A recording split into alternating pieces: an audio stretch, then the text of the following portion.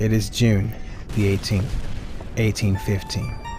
The Battle of Waterloo is in full swing. Napoleon and his French armies are locked in a deadly battle against a coalition consisting of the British, the Germans, and the Prussians, along with a few other allies. This coalition of forces was under the direct command of the Duke of Wellington and Marshal Blucher. Now Napoleon, knowing that facing both the combined armies of Britain and Prussia would be a tactical disaster, decided to try and knock off the Duke of Wellington first before the Prussians under the command of Marshal Blucher could arrive. And with time running out, Napoleon knew he had to act fast. This was a struggle for the future of Europe. Both French and British armies would throw everything they had into the fight. Both armies would pound each other with devastating artillery barrages, obliterating scores of men. French and British infantrymen would engage in savage, brutal fighting, firing point-blank into the ranks of each other, exacting the lives of thousands of men. With harrowing charges from both cavalry and foot soldiers alike, thousands of men would be thrown into the large meat grinder of a battle. However, as the hours passed, both armies would find that despite their best attempts at trying to curb stomp each other, neither side had been able to secure the knockout blow. And with Marshal Blucher and his Prussian army fast approaching, time was running out for Napoleon. So knowing that the Prussians were getting closer, Napoleon would decide to use the one last ace he had left up his sleeve.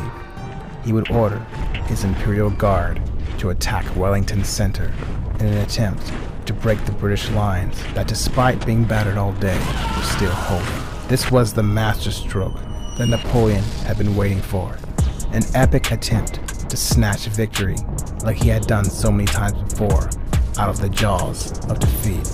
Napoleon's Imperial Guard, which contained the infamous and notorious Old Guard, would begin to move towards the British positions. The mood of the battlefield would shift from one of chaos and despair to one of anticipation for the French.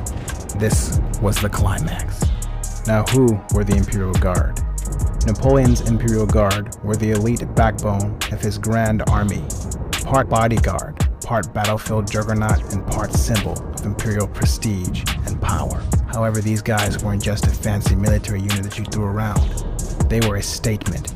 Rarely being used in battle, the Imperial Guard's main task was serving as Napoleon's personal guard and also his strategic reserve in battle. Divided into three tiers based on experience: the young guard, promising recruits often used more aggressively; the middle guard, experienced soldiers but not quite as legendary, but still deadly; and of course, the legendary old guard, hardened veterans, revered and feared. Altogether, these soldiers could dish out some epic and deadly clappings. Now, what put the Imperial Guard above all other types of units was their discipline and training, brutality and loyalty. When all other units faltered in battle, these men were the ones that held their ground and dished out deadly curb stompings. However, these men weren't just hardcore fanatic fighters. They also served as a morale booster to the army. Being nicknamed the Immortals for their reputation of being invincible, the Imperial Guard's presence on the battlefield represented to all the power and might of Napoleon. Being stone-cold hardened fighters, along with being expert marksmen and well-trained in hand-to-hand combat and other battle tactics, the sheer sight of the Imperial Guard on the battlefield sent waves of fear through the ranks of opposing armies. There were tales of soldiers that faced the Imperial Guard in battle, being so afraid that the ground beneath their feet would turn to mud from so many soldiers urinating on themselves out of fear. So you can pretty much imagine how the British must have felt once they saw the Imperial Guard rapidly fighting their way towards them. This was it. This was Napoleon's masterstroke. But Wellington would have a little surprise for Napoleon and his Imperial Guard. On a ridge overlooking the battle were around 1,500 British soldiers that had been earlier ordered to lie down and wait, and as the rapidly approaching Imperial Guards made their way up towards the withering British lines, the order was given. The 1,500 British soldiers who were laying in wait rose up to their feet and aimed their muskets and fired an overwhelming and devastating volley point blank into the Imperial Guard. This would stun many soldiers from the Middle Guard, which were the younger and less experienced soldiers in Napoleon's Imperial Guard. However, despite many losses from this first devastating volley, the Imperial Guard will continue to press forward, most likely being pressed on by the much more experienced Old Guard, who never faltered in battle. However, the British would continue to pour continuous volleys into the Imperial Guard, evicting the lives of hundreds of men and completely stopping the Imperial Guard's advance. The middle guard of the Imperial Guard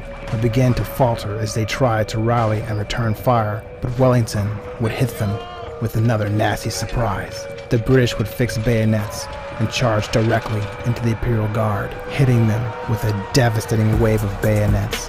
The carnage was breathtaking as men were cut down like wheat or punctured to death from the bayonets. A major curb stomping had begun to take place. This would cause the middle guard to finally break rank and retreat. Like a morning fog, a panic would spread through the ranks of the French army. The guard was retreating, every man for himself. Seeing the Imperial Guard retreating would cause the rest of Napoleon's army to break rank and retreat. Now you can imagine how Napoleon must have felt. I mean, he had just watched his best units get thoroughly cooked. He had gambled with his Imperial Guard and lost. This was the end for Napoleon. However, despite the chaos on the battlefield, Napoleon's Old Guard, seeing that defeat was their fate, would once again live up to their reputation, inflicting heavy losses on the British as they fought a desperate and harrowing rearguard action in an attempt to protect Napoleon's retreat. However, there was only so much the Old Guard could do before the majority of them were finally obliterated by cannon fire.